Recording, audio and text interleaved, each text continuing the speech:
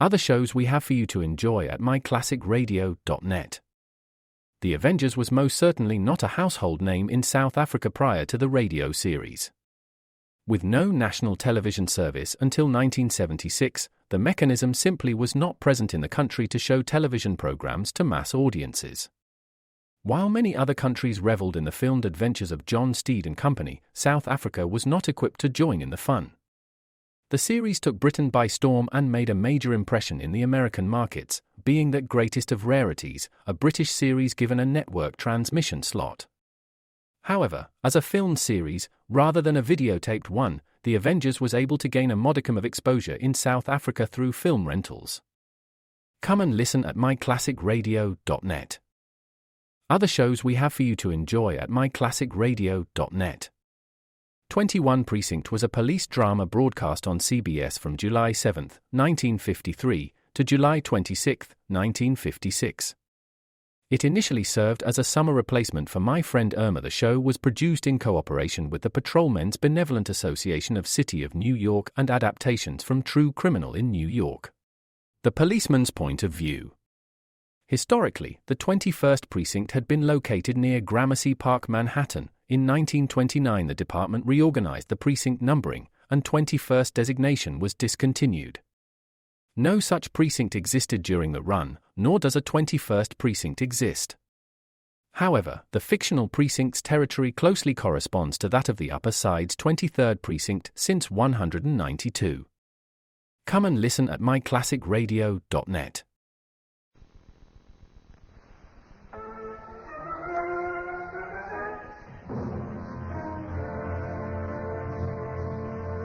Good evening. This is your host for Mystery Time, Don Dowd. Tonight, as on every Thursday night, Mystery Time brings you a story by a great master of literature, transcribed into dramatic form and played by an outstanding cast. Tonight, our mystery classic comes from the pen of Sir James Barrie. It's one of his outstanding short stories titled Half an Hour. Starring in it is Sir Ralph Richardson, who not only plays the part of Richard Garson, but introduces the drama. Now, Sir James Barrie's Half an Hour, starring Ralph Richardson.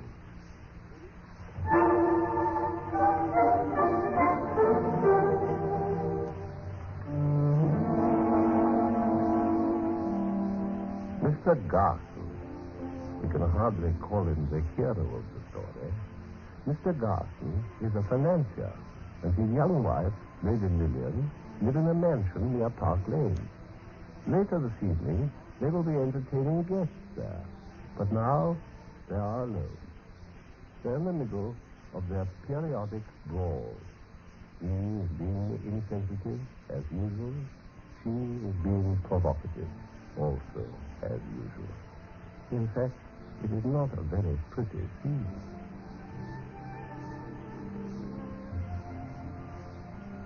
Why don't you strike me, Richard?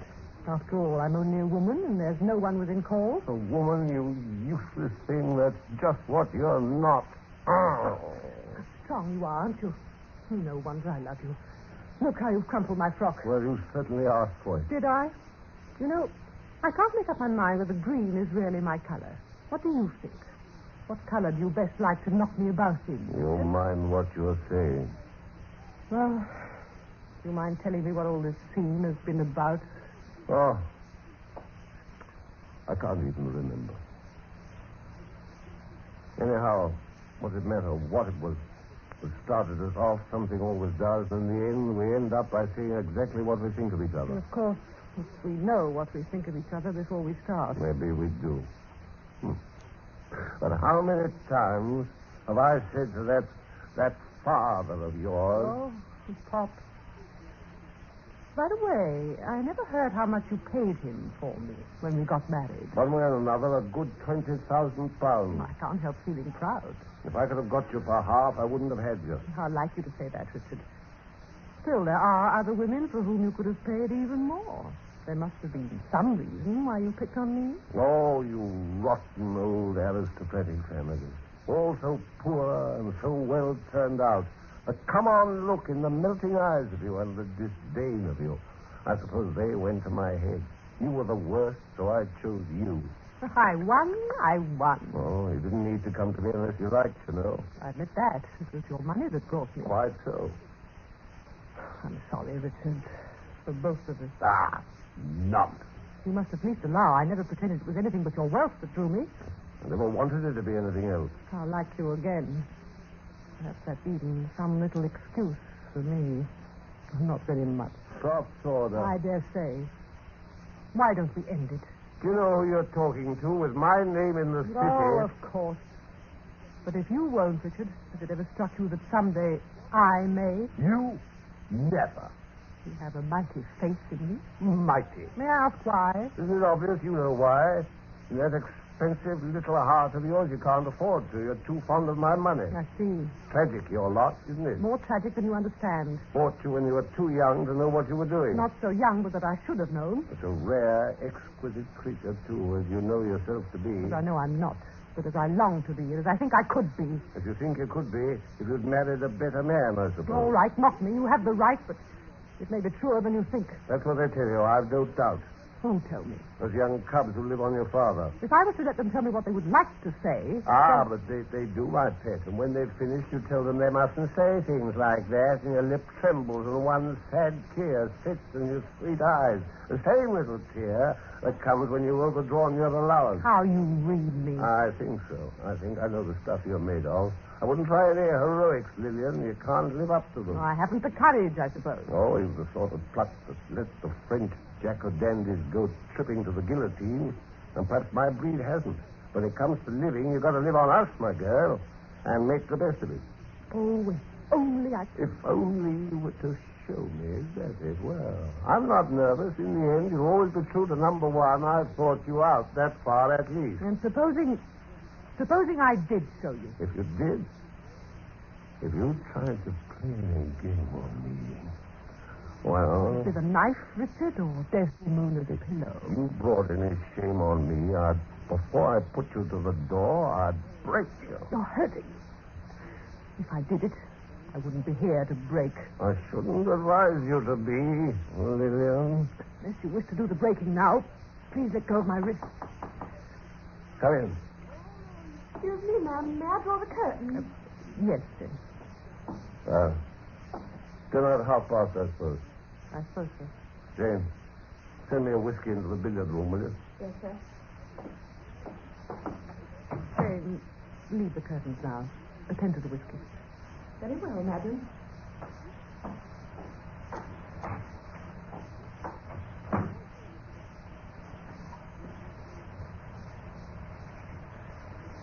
Richard, when you read this, you will know that I've left you forever. I've known for a long time the love of a man that I can really respect. Not rich, as you are, but a man who asks nothing more of life than that I should be with him. He's asked me to go away with him, far away, to Egypt, and I've made up my mind to do so. I wish you to know his name. It is Hugh Peyton. When you've divorced me, I hope to be his wife. Lillian. I'm leaving the emeralds in the drawer of your desk with this note. I do not wish to have anything with me which might remind me of your unkindness.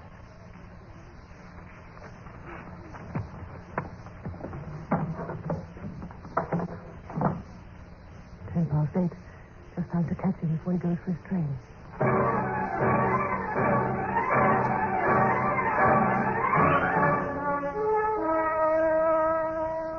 Lillian. Oh, my dear. No, if you please listen to me first. You see, I changed my mind and come after all. My darling. Yes, I'm here to go with you. You'll have me still. But, oh, Hugh, let there be no more mistakes. Don't have me, dear, if you'd rather not. Lillian. Dear. It isn't really a shock to you, is it? You don't despise me in your heart for coming? Dear. My dear. Oh, you're so fond of Egypt. Perhaps it would be lovelier for you to go back to it alone. But, tell me, dear, what made you change your mind so suddenly? Not suddenly. I longed to come to you, but I was his wife. Did you hear me say I was his wife? What a lovely way of putting it. My wife now. And always. Things he said to me tonight. There, that's all over. Did you Did you tell him you were going? Yes, I left a letter for him in the drawer of his desk with all the jewels I was wearing, just like you told me to do. You said in it that you were coming to me. Yes. I wanted you to do that. I wanted it to be all above board. I'm not afraid of him. I said I was going away with you, and I put my wedding ring inside the letter. I've burned all my boats through. Darling, you mustn't miss the train. Not another word if you love me. Can you snap these catches while I sit on the trunk? That's it. Why, what are you smiling at? I just remembered you. There were people coming to dinner tonight. I've just remembered something far more important. Woman, where is your trousseau? Oh. Susie! I've only what you see me in, dear. Here's all the riches I bring you. 4 and 6pence. Please take care of my dowry for me. You poor dear. But what fun to buy you a trousseau at Brindisi, if not before. Susie! Are you going to send Susie to get a trousseau for me? Of course. Ah, Susie. Skip across to the nearest draper's and buy me a trousseau. What, sir? Size 5.5 by 1 1/4. Hurry up now, fly. Whatever does he mean? He only means he wants a taxi. Oh, that? Well, Mother's out and you know what Father is, sir. But I'll get it myself. Oh, no, you don't, Susie. Not in the rain. I'll be back in a jiffy, Lillian. He's just bubbling over me. And all because he's going off to make guns in Egypt. Have you been bubbling over for long, Susie? For days and days. I used to think of him out in Egypt in a very dirty state, till I saw a picture of him all in laundry white and riding on a camel. The camel goes on its knees to him, Susie. I don't wonder at it. There was a thing about him in the papers, and it said, the ball is at his feet. And it is a great career. For him. But I've just got to make ready for another lodger. That's all the great career there is for the likes of me. I'm thinking there's a great career for you. Ah, Ben. He's still got his key. It's not him, miss. I think there's something wrong. Wrong? Oh, quickly, Susie.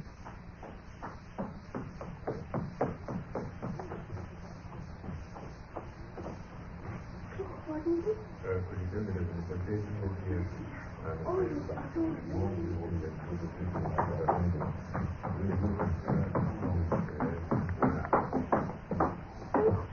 What is it? What's happened? Tell me.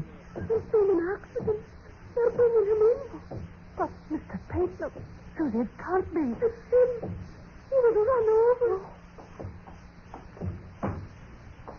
My name is Dr. Brody. My poor lady, have they told you? Tell me. Your husband, he was knocked over by a motor bus. You... Mrs. Payton, I'm afraid it's very serious. Very serious. Tell me. I must tell you. Mr. Payton is dead. No. No, He died as they picked him up. it isn't true. I'm a doctor. I happened to be passing. I didn't know him, of course, but one of the people told me his name. He only spoke one word before he died. My name? The word was Egypt. I want to help you in any way possible. Now, if you could give me the address of any male relative, You I mustn't would... bring anyone here. You mustn't on any account. Just to help you with the format. I don't quite... Excuse me, you are Mrs. Payton. I'm sorry, I have no wish to intrude, but someone must communicate with the relatives, and, of course, an inquiry. You will have mean to- I've no right to be here? That's none of my business. But you must know what... Pardon me, I won't disturb you any Oh, longer. no, please don't go. What am I to do? We were going away together. You'll think that's wrong, I know. How should I know? Well, there were reasons. I was leaving my husband. We were going away together, and we're going to be married after the divorce. I see. Well, you understand that... Well, there'll have to be an inquest. And if you're found here, you may be called on to give Oh, evidence. no, I couldn't possibly. Then my advice is leave here immediately before I call the police. If there's not been called already. Yes, I think that might be best for both of you. But I've nowhere to go. Nowhere. I loved him. I risked everything for him. I'm lost.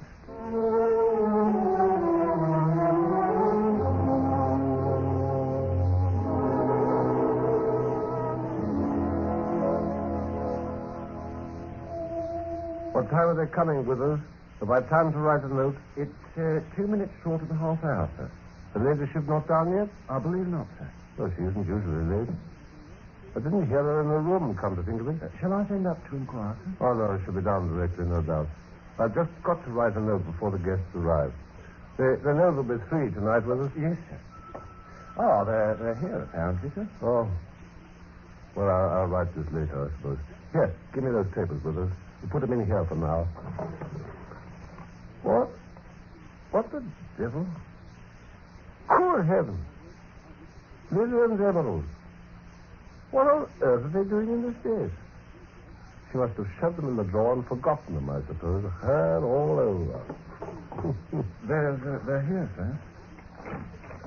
Is that all? Yes, that's all, thank you. Mr. and Mrs. Redding, sir. Ah, glad to see you both. Come in and get warm. Lily will be here in a minute. You seem to be having a little talk all by yourself, Carson. Look what I found. Where did they come from? Here in the desk. I put my hand in a drawer for some papers, and I found these instead. Well, all I can say is, let's go hard.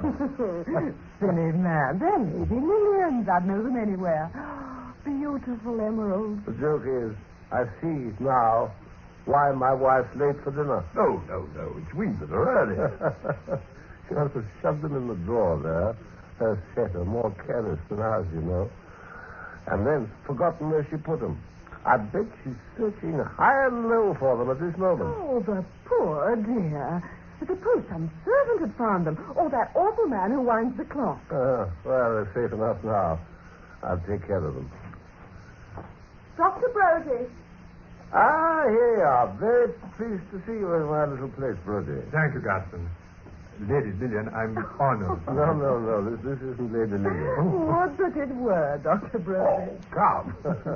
Dr. Brody, this is Redding. Oh, how do you do? You and Redding have met at the club, of course. Yes, sure. Yes. I forgot you didn't know my wife, Brody. She'll be down in a moment. I must apologize for her being late. Now, don't fuss, Mr. Garson. Dr. Brody knows what women are. No, not I, Mrs. Redding. But I was afraid I would be late myself. A very strange thing happened just now. Why, what was that? An accident in the street. Man knocked over by a motor bus. Not far from here. Killed. Oh, rough luck. Well, you have to do anything? Yes, I did. He was living just around here. Seems to be an engineer or something who done some good work out in India, they told me. Peyton was the name. Did you ever know him by any chance? Peyton? Oh, sir. Hugh Peyton, we met once at dinner, who... Oh, no, Egypt was his place. Oh, I'm sorry, not India. It was Egypt, she said. Yes, probably the same fellow. Was he married? No, not married exactly. Whatever. Oh, surely better the circumstances that he wasn't married. Oh, much better. You said poor devil. Did I? I was thinking of something else. Of the lady, you mean? Did I say there was a lady? Ah, you're saying it now. Yes. There was a lady, all right. She was married, she told me. She'd just left her husband, run away from him that very hour. In fact, she and Peyton were on the point of going away together. The bags were packed, everything. In fact, he was looking for a taxi when he was knocked over. So she was leaving her husband, was she? That's what she told me. And the most extraordinary thing is that the husband didn't know she'd gone. Oh, I'm terribly sorry. Everyone, do forgive me. Ah, there you are. You're very late, Lillian. I know, dear Mrs. Redding, I'm so ashamed. Forgive me, kind Mr. Redding. Oh. All I can say, Lady Lillian, is that you're worth waiting for. Oh, and this... Yes. How do you do? My wife at last, Brody. I forgot, Lillian, but I mentioned that Dr. Brody very kindly promised to take pot luck with us. No, but I'm so pleased, Dr. Brody. Any friend of my husband's. Thank you, Lady Lillian. He's been telling us such a shocking story, Lady Lillian. It will spoil my dinner. Oh, not quite, I hope, Redding. No, not quite. A man killed in the street. Tell her, Dr. Brody. I'm afraid it wouldn't interest Lady Lillian. Oh, yes, by the way, it would. You remember him, Lil. Was it someone I know? Peyton was the name. Hugh Peyton, I think. Wasn't it at the Rossiters we met him, wasn't it? Was he a barrister? No, some sort of an engineer. He worked abroad somewhere, Egypt. Only in a small way, I believe. Dark man, wasn't he? No, fair. Evidently, if you ever knew him, Lady Lillian, you have forgotten him. One meets so many. Just so. There was a woman in it, Lady Lillian. Do get him to tell us about her. I'm sure there's a scandal in it somewhere. Ask him to tell us. Why not? Very well. I assure you, I pitied her when I thought she was his wife. And still more when I found out that she wasn't. She kept crying, what could she do? Runs away from her husband, gets her lover run over. She can always run out and get her some new ones, can't she? Oh, look here, Garth. What a sentimental fellow you are, Brody. That kind can look after themselves all right. After all, she told you she was married, didn't she? Well, by Jove, supposing she just bolts back to unsuspecting number one, her husband, I mean. Oh, Lord. When she left the house at my request, I couldn't have thought so despicably of her as that. Is it more abject than my husband's other end for her? It has to be one of the two. Yes, it would have to be one of the two. But to go creeping back to her husband as though nothing had happened, that would be too much. Oh, it's quite possible, you know, Garth. Don't you think, sir? I say, that'd be making a pretty jump out of the husband, wouldn't it? Yeah, no doubt. All the same. It has a funny side to it, you know. Don't you think so, Brody? It has its humorous side, you know. Oh, yes, I can see that, Gaston. But I wasn't thinking about the husband as I walked here. I was thinking about the woman, picturing her in dire desolation.